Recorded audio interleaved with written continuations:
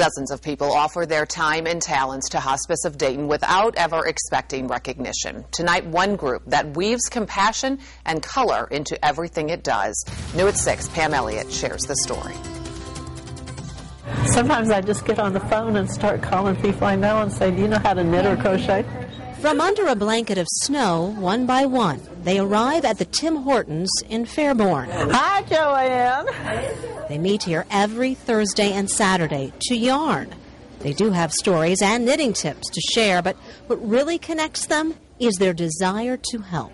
Many of us, that's what keeps us coming back. We had, my dad was in there, Judi's mother was in there. Several of us have had close family members that have been through the hospice system, and we really appreciate what they do. This Thursday, there's a smaller group than usual due to the weather, and every week is a little different. But one thing remains constant. Judi Green is there.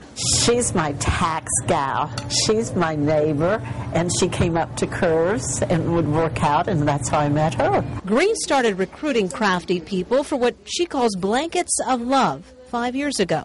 The first year we made 55 blankets, and then the next year it was over 1,000, and now it's like 1,600. We do about 150 a month.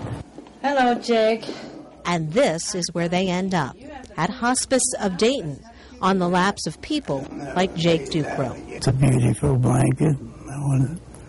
It took her some time to make it, probably, and I want to thank her for it. And may God bless her. And her, in this case, is Sandy. Usually the creator of the blanket never meets the recipient, but word gets back to the group. Oh, and we did have one older lady that came in and to thank us for the blanket, and her husband had gotten it, and so we were asking her about it, and she said it was pink, and I'm going, pink? She said, yeah, he asked for a pink because he wanted to be able to give it to her. It makes the things going on in our lives, what problems, in comparison with what the families and the patients go through, it's very humbling to be able to do this.